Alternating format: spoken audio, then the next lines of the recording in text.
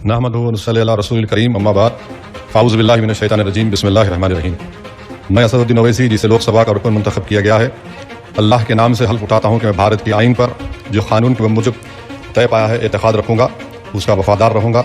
मैं भारत की इक़्तिदार आला और सालमियत को बरकरार रखूँगा और जिस ओहदे को मैं संभालने वाला हूँ इसके फ़राइज़ और वफ़ादारी से अंजाम दूँगा। जय भीम, जय नीम, जय तेलंगाना, जय फ़लस्तीन, तकबीर अल्लाह।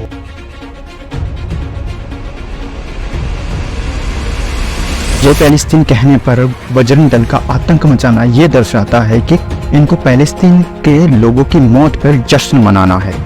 इनको इंसानियत से कोई मतलब नहीं रहा। अब इनकी इंसानियत मर चुकी है, कट्टर हो गए हैं ये। ऊपर से गोदी मीडिया आग में घी डालने का काम कर रही है। एक तरफ मुसलमानों को फ़लस्तीन का सपोर्टर और देश का गद्दार बताती है, दूसरी ओर ये भी कह रही है कि ये मुसलमान हैं जो ओवैसी के घर पर तोड़फोड़ इसलिए कर रहे हैं कि ओवैसी ने जय फ़लस्तीन कह दिया। यही मुसलमान अब ओवैसी को सबक सिखा रहे हैं। ये तो एक दिखावी मुसलमान ही है। कितना हिटलर हो गया ये हिंदू समाज। हिंदुओं को आतंक मचाने की क्या जरूरत है? इनको तो अब दोस्ती से भी नफरत है। इनको सिर्फ दुश्मनी चाहिए। कोई दोस्ती की बात करे तो वो दुश्मन नजर आने लगता है। इनको सिर्फ भड़कना और भड़काना आता है। झूठ फैलाना गोदी मीडिया से सीखो। पता नहीं भगवान इनको कैसे नर्क में जगह देगा। जय फ़लस्तीन पे बोलने पर जब इतनी हिंसा हो सकती है तो सोचो मुसलमानों के खिलाफ कितनी हिंसा लिए बैठे हैं ये। इनको जय भीम, जय तेलंगाना, जय मीम नजर नहीं आया, लेकिन जय फ़लस्तीन नजर आ गया। जय फ़लस्तीन इन कट्टर बीजेपी आतंकियों को संविधान के खिलाफ लगता है, लेकिन किसी की मॉब लिंचिंग कर देना, कुरान को जला देना, मस्जिद, मदरसे और मुसलमानों के घर तोड़ देना, गरीब लोगों को बेघर कर देना, महिलाओं को निर्वस्त्र करके घुमाना, इनको संविधान के खिलाफ नजर नहीं आता। इनकी कट्टरता का लेवल देख लो जरा। संविधान में इंडिया नाम लिखा है, लेकिन इनको इंडिया नाम से भी दिक्कत होने लगी है। देश का नाम अब भारत होगा जैसे बेतुके मुद्दे उठाना संविधान के खिलाफ इनको नजर नहीं आता। बीजेपी का नेता विधानसभा में अश्लील वीडियो देखते पकड़ा जाता है, वो संविधान के खिलाफ इनको नजर नहीं आता। जय फ़लस्तीन बोलना इतना बड़ा अपराध है कि तुम आतंकी बन जाते हो तो इन नरसंहार सपोर्टर को क्या कहोगे?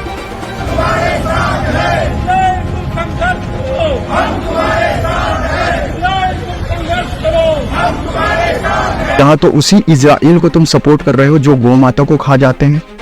वैसे मुसलमान तुम्हें गाय खाने वाले नजर आते हैं।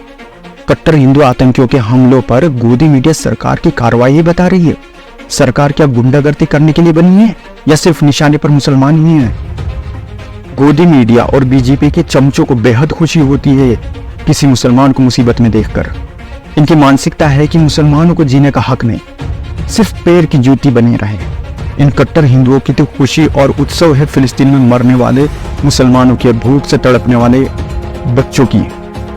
ये वही कट्टर हिंदू भक्त हैं जो मुसलमानों की मौत पे मिठाइयाँ बांटते हैं। हमारे पड़ोस के मुसलमान गुजरे हैं लेकिन हमने कभी ऐसा नहीं किया। ये कौन सी राक्षस की नस्ल से हैं? इनको तो खुशी है फ़लस्तीन में मरने वालों को, भूख से तड़पने वाले बच्चों की। इतनी नफरत है इनके दिलों में कि जय फ़लस्तीन बोलने पर सदस्यता खत्म करने की मांग की जा रही है। यानी देखो, इनकी इंसानियत तो मर चुकी है।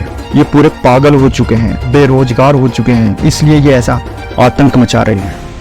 कोई अगर इंसानियत की बात कर दे तो उन्हें वो देशद्रोही लगने लगता है। अंधे हो गए हैं ये देशभक्ति में। मुसलमानों को घुसपैठिया बताने वाले मोदी की सदस्यता खत्म करने की मांग नहीं होती और न प्रज्वल रेवन्ना जैसे रेपिस्टों को सजा देने की मांग होती है। मांग होती है तो ओवैसी जैसे मुसलमानों के खिलाफ, क्योंकि इन्हें मुसलमानों से दिक्कत है। इन कट्टर हिंदुओं को चाहिए ही प्रज्वल रेवन्ना जैसे रेपिस्ट और जहरीले नेता। क्यों मिर्ची लग गई इस बात से? ओवैसी इन्हें नफरती नजर आता है।